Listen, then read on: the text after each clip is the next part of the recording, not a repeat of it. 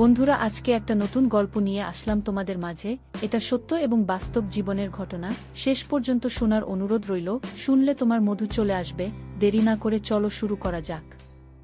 আমি বললাম, সোনিয়ার মা, আমি তো তোমাকে যতটুকু পাওয়ার পেয়েছি, এখন তোমার কাছে আমার আরেকটা দাবি। তুমি যদি তোমার মেয়ে সোনিয়াকে আমার সাথে একটিবার সুযোগ দাও, তাহলে আমি যে তোমার কাছে 2 লাখ টাকা পাব, সেই টাকা আর দেওয়া লাগবে না।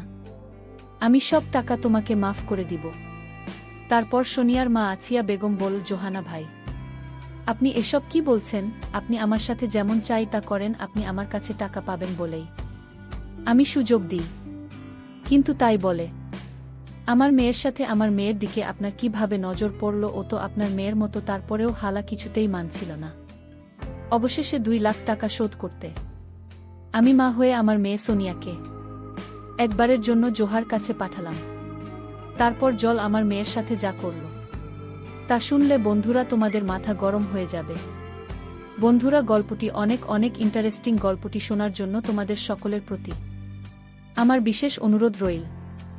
বন্ধুরা, তোমাদের নিকট আমার ছোট্ট একটি অনুরোধ, তোমরা দয়া করে আমার চ্যানেলটি সাবস্ক্রাইব করে আমাকে সাপোর্ট করবে।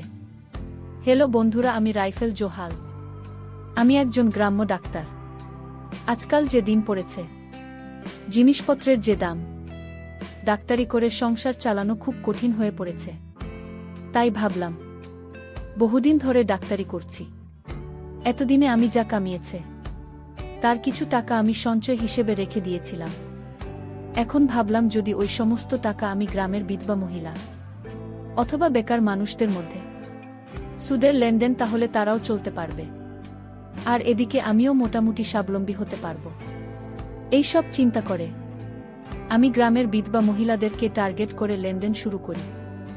আমি গ্রামে বাস করতাম, যেহেতু আমার পেশা 2টা, একটা হচ্ছে ডাক্তারি আর একটা হলো সুদের টাকা লেনদেন বা ডাক্তারির পাশাপাশি আমি সুদের ব্যবসাও করি। গ্রামে অনেক লোক আর বিধবা মহিলাদের কাছে শুধু টাকা লেন দেই। এভাবে প্রায় 20 লাখ টাকার মতো আমি গ্রামের মানুষের মধ্যে লোন দিলাম। ডাক্তারির পাশাপাশি আমার সুদের ব্যবসাটা খুব ভালোই চলছিল। কিন্তু বছরখানেক যেতেই আমার কপালে জুটল এক পিছলা মহিলা, মানে পিছলা ক্লায়েন্ট। ঋণ নেওয়ার সময় আমার কাছ থেকে কাকুতিমিনতি করে ঋণ নিয়েছিল। বাদ দেওয়ার সময় কত কাহিনী। মহিলাটির স্বামী মারা গেছে অনেক আগেই। শুনেছি তার মেয়ের যখন বয়স 6 বছর, তখনই ওই মহিলার স্বামী মারা যায়।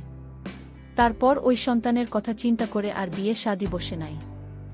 এখন তার মেয়ের বয়স 15 থেকে 16। এভাবেই মেয়েকে নিয়ে কষ্ট করে চলছিল তার দিন। বিধবা মহিলাটা দেখতে হেব্বি ছিল, অনেক সুন্দরী এবং লাবণ্যময়।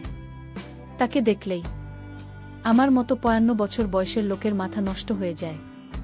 আর সবচেয়ে বড় কথা হলো, তার মেয়ের চেহারাটা একেবারে মাশাল্লাহ। গরিবের ঘরে এত সুন্দর মেয়ে জন্ম নেওয়া, এ যেন গোবরে পদ্মফুল। যাই হোক বন্ধুরা, আমি এই মহিলাকে প্রথমে লাইন দিয়েছিলাম 50,000 টাকা। মহিলাটির নাম ছিল আছিয়া, তার মেয়ের নাম ছিল সোনিয়া। বেচারি স্বামী মারা যাওয়ার পর থেকে খুব কষ্টে দিন কাটতে শুরু করল। মেয়ে বড় হতে শুরু করল। মেয়ের পড়ালেখা আছে, অনেক টাকা পয়সার প্রয়োজন। মেয়েকে বিয়ে দিতে হবে। তাই সে চিন্তা করল, কিছু হাঁস মুরগি লালন পালন করে সে স্বাবলম্বী হবে, কিছু টাকা আয় করবে। সোনিয়ার মারে রকম ভালো উদ্যোগ দেখে আমি খুব খুশি হয়ে থাকে 50,000 টাকা প্রথমে লোন দিলাম। লোন পেয়ে সে আমার টাকাগুলো খুব ভালোভাবে কাজে লাগাল এবং সে সময় মতো ফেরত দিয়ে দিন। আর এদিকে সে যে হাঁস মুরগি ছাগল কিনেছিল, তা দিয়ে যে পরিমাণ ইনকাম হলো, তাতে তার একটা মূলধন বেড়ে গিয়েছিল। এভাবে তার সংসার খুব ভালোই চলছিল। সে তার হাঁস মুরগি গরু ছাগলের খামার আরও বড় করার জন্য সে চিন্তা করল, আমার কাছ থেকে সে 2 লাখ টাকা নেবে। এই চিন্তা ভাবনা করে সে আমার কাছে আসলো। আমি বললাম, সোনিয়ার মা, তোমাকে টাকা দিতে আমার কোনো আপত্তি নেই, কিন্তু তুমি সময় মতো ফেরত দিতে পারবে তো? সোনিয়ার মা বলল, জোহানা ভাই, আপনি কোনো চিন্তা কইরেন না, আমি আপনার টাকা সময় মতো পরিশোধ করে দিব। আমি বললাম, আচ্ছা ঠিক আছে সোনিয়ার মা, তাহলে তুমি আগামীকালকে এসো। আগামীকালকে আমি তোমাকে 2 লাখ টাকার চেক দিয়ে দেব। তুমি ব্যাংক থেকে টাকা উঠিয়ে নিতে পারবে না, সোনিয়ার মা আমাকে বলল, ভাইজান আমি এসব ব্যাংক ট্যাঙ্ক বুঝি না। আমি ব্যাংকের ঝামেলায় যেতে চাই না। আপনি আমাকে নগদ টাকা দিয়ে দেন। আমি বললাম, আচ্ছা ঠিক আছে সোনিয়ার মা, তুমি আগামীকাল এসে নগদ টাকা নিয়ে যেও। ঠিক আছে। তারপর সোনিয়ার মা চলে গেল। পরের দিন সকালে আমার কাছ থেকে 2 লাখ টাকা নেওয়ার জন্য সোনিয়ার মাসল। আমি বললাম, সোনিয়ার মা, টাকাটা কিন্তু অনেক বেশি, আর আমি 1 লাখ টাকার উপরে ঋণ দিলে সাধারণত কাগজপত্র করে দেয়। জানোই তো সোনিয়ার মা, মানুষের হায়াতমতের কথা বলা যায় না, তাই কাগজ করে টাকাটা দেওয়াই উত্তম। তুমি কি আমার সাথে কাজ করে টাকা নিতে ইচ্ছুক? সোনিয়ার মা আমাকে বলল, ঠিক আছে ভাইজান, আমার কাগজ করে টাকা নিতে কেন সমস্যা নেই। সোনিয়ার মা আমাকে বলল, তবে এই কাগজে কি লেখা রয়েছে ভাইজান? আমি বললাম, এই কাজে অন্য কোনো কিছুই লেখা নেই, শুধু লেন নেওয়ার শর্তগুলিই লেখা রয়েছে, সময়মতো পূরণ করতে পারলেই হবে। আমি বললাম, ঠিক আছে জোহানা ভাই, কোথায় সই করতে হবে আমাকে বলুন। তারপর সোনিয়ার মা দলিলে সই করে আমার কাছ থেকে 2 লাখ টাকা নিয়ে গেল। আমার কাছ থেকে 2 লাখ টাকা নিয়ে সে 2টি গরু কিনল, কিছু ছাগল এবং হাঁস মুরগি কিনে তার খামার শুরু করল। এইভাবে তার খামার ভালোই চলছিল। কিন্তু কিছুদিন যেতে না যেতেই ঘটল এক ভোটদানের দুর্ঘটনা। হঠাৎ একদিন সোনিয়ার মার গোয়ালঘর থেকে 2টি গরু চুরি হয়ে গেল। সোনিয়া আমার মাথায় তো আসমান ভেঙে পড়ল। এখন সে কি করবে? এসব যে তার ঋণের টাকায় কিনা, আমার কাছ থেকে লোন নিয়ে কেনা। সোনিয়ার মা খুব হতাশ হয়ে গেলেন। আর এদিকে আমিও আমার টাকা পাওয়ার জন্য বারবার তাগাদা দিতে শুরু করলাম। সোনিয়ার মা আমাকে বলল, জোহানা ভাই, কয়েকটা দিন অপেক্ষা করেন, আপনার টাকা নিশ্চয়ই দিব, কিন্তু এজন্য আমাকে কিছু সময় দেন। দেখতেই তো পাচ্ছেন আমার কত বড় ক্ষতি হয়ে গেল। সর্বনাশা চোর আমার সবকিছু নিয়ে গেল। এই ক্ষতি কাটিয়ে উঠতে আমার একটু সময়ের প্রয়োজন। আমি বললাম, ঠিক আছে সোনিয়ার মা, আমি তোমাকে 1 মাস সময় দিলাম। 1 মাসের ভিতরে আমার সমস্ত টাকা লাভের আশায় দিয়ে দিতে হবে। কথাটা মনে থাকে যেন। সোনিয়ার মা বলল, ঠিক আছে জোহানা ভাই, আপনি কোনো চিন্তা করবেন না, আমি 1 মাসের ভিতরে আপনার টাকা ফেরত দেব। তারপর আমি ওই মহিলার কাছ থেকে চলে আসলাম। 1 মাস পর আবার সোনিয়ার মার কাছে আমার পাওনা টাকার জন্য গেলাম। গিয়ে দেখি সোনিয়ার মা পিঠা বানাচ্ছে, পুলি পিঠা। আমি গিয়ে সোনিয়া আমার ঘরে বসলাম। সোনিয়ার মা আমাকে দেখে বলল, আরে জোহানা ভাই কেমন আছেন আপনি? এই নেন পুলি পিঠা খান, অনেক মজা হয়েছে ফুল পিঠাগুলো। তারপর আমি সোনিয়ার মার ঘরে কিছু পুলি পিঠা খেতে খেতে বললাম, সোনিয়ার মা আজকে তোমাকে আমার টাকা দেওয়ার কথা ছিল, আমার টাকার কি করলাম? সোনিয়ার মা আমাকে বলল, ভাইজান আগে পিঠা খান, তারপর বলছি। আমি খেয়ালিপনার চলে বললাম, সোনিয়ার মাকে বললাম। সোনিয়ার মা পিঠা খাইয়ে কি আমার টাকা শোধ করে দেবে নাকি? সোনিয়ার মা আমাকে বলল, আরে ভাইজান আপনি কোনো চিন্তা করবেন না, আগে পিঠা খান, তারপর আমি বলছি। পিঠা খাওয়ার পর সোনিয়ার মা আমাকে বলল, জোহানা ভাই, আজকে থাকা তামিল করতে পারি নাই, আপনি আমাকে আর কয়েকটা দিন সময় দেন। আমি বললাম, কি বলো? আর কত সময় দেব তোমাকে? আচ্ছা ঠিক আছে, তোমাকে আর 1 সপ্তাহ সময় দিলাম, তারপর আমাকে টাকাটা বুঝিয়ে দিতে হবে। কথাটা মনে থাকে যেন। সোনিয়ার মা বলল, আচ্ছা ঠিক আছে জোহানা ভাই, আপনি 1 সপ্তাহ পরে আইসেন। তারপর আমি 1 সপ্তাহ পরে আবার গেলাম।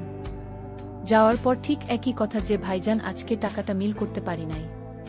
তারপর আমি বললাম, সোনিয়ার মা, আপনি আমার সাথে কি শুরু করছেন? আপনার কাজগুলো আমার কাছে মোটেই ভাল লাগছে না।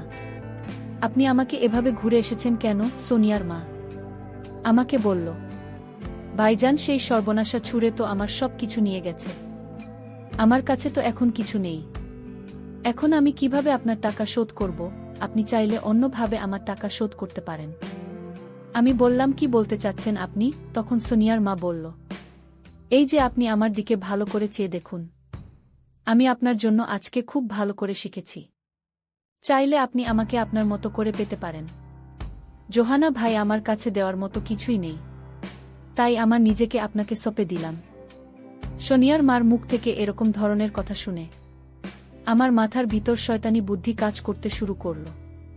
ভাবলাম সুদের টাকা হয়তো না পাবো, কিন্তু শুধু সুদের টাকার বিনিময়ে আমি সোনিয়ার মার সাথে একটু আনন্দ করতে পারলে ক্ষতি কি, জীবনে অনেক টাকা কামাই করেছি। শনি আমার মতো এরকম একটা সুন্দরী মহিলা আমার কাছে স্বেচ্ছায় ধরা দিয়েছে। মনে ভাবলাম, জোহানা, এটা তোর কাছে সুবর্ণ সুযোগ। এই সুযোগ কাজে লাগা। আমি সোনিয়ার মার্চ থেকে এরকম প্রস্তাব পেয়ে মনে মনে খুব খুশি হলাম। তারপর আমি বললাম, সোনিয়ার মা, আমি তোমার প্রস্তাবে রাজি। তারপর সোনিয়ার মা আমাকে বলল, যদি তুমি আমার প্রস্তাবে রাজি থাকো তাহলে আজকে রাতে আমাদের এখানে চলে আসবে, সকল সুদ একেবারে মিটিয়ে দেব, আর তুমি চাইলে আসলে মিটিয়ে নিতে পারবে। আমি বললাম, আসল কিভাবে মেটাব? তারপর সোনিয়ার মা বলল, তুমি আসলেই বুঝতে পারবে। তারপর সেদিন রাতে বন্ধুরা আমি সোনিয়ার মার কাছে গেলাম।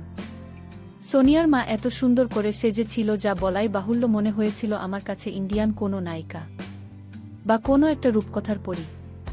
তাকে দেখি আমি তা শিখে গেলাম আর বলতে লাগলাম, সোনিয়ার মা, এত রূপ তুমি এতদিন কোথায় রেখেছিলে? কোথায় লুকিয়ে লিখেছিলেন তোমার এত রূপ? আগে জানলে আমি আরও আগেই পাগল হয়ে যেতাম। তারপর আমি সোনিয়ার মার সাথে চলে গেলাম অন্য এক দুনিয়ায়, অন্য এক জগতে। হঠাৎ দরজায় নখ বাজতে শুরু করল। আমি ভাবলাম, এখন কি আসো আবার? মনে মনে খুব ভয় পেয়ে গেলাম। দরজা খুলে দেখি সোনিয়া দাঁড়িয়ে রয়েছে। কি সুন্দর চেহারা, নবযৌবন প্রাপ্ত একটি মেয়ে। তাকে দেখেও আমার লোভ লেগে যায়। আর সোনিয়া আমার সাথে। যখন আমি অন্য একটি কাজে ব্যস্ত ছিলাম তখন সোনিয়া এসে দেখে ফেলে। আমি আরও ভয় পেয়ে যাই। তারপর ভাবলাম, যেভাবেই হোক সোনিয়াকে আমার করে পেতে হবে। আমাকে একটি বারের জন্য হলেও সোনিয়ার রোগ, সোনিয়ার সৌন্দর্য পেতে হবে। তারপর আমি সোনিয়ার মাকে বললাম, সোনিয়ার মা, তুমি যদি একটি কাজ করো তাহলে আমি 2 লাখ টাকা সুদে আসলে তোমাকে ক্ষমা করে দেব। সোনিয়ার মা বলল, জোহানা ভাই, কি কাজ একটু বলেন তো দেখি। তারপর আমি বললাম, সোনিয়ার মা, আমি তো তোমাকে যতটুকু পাওয়ার পেয়েছি। এখন তোমার কাছে আমার আরেকটা দাবি, তুমি যদি তোমার মেয়ে সোনিয়াকে আমার সাথে একটিবার সুযোগ দাও তাহলে আমি যে তোমার কাছে 2 লাখ টাকা পাব সেই টাকা আর দেওয়া লাগবে না। আমি সব টাকা তোমাকে মাফ করে দিব। তারপর সোনিয়া মা আছিয়া বেগম বলল, জোহানা ভাই, আপনি এসব কি বলছেন? আপনি আমার সাথে যেমন চাই তা করেন, আপনি আমার কাছে টাকা পাবেন বলেই আমি সুযোগ দিই, কিন্তু তাই বলে আমার মেয়ের সাথে, আমার মেয়ের দিকে আপনার কিভাবে নজর পড়ল? ও তো আপনার মেয়ের মতো। তারপরেও জোলা কিছুতেই মানছিল না।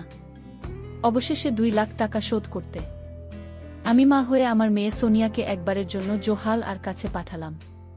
তারপর জোহা আমার মেয়েকে তার ইচ্ছা মতো যা করার তাই করল।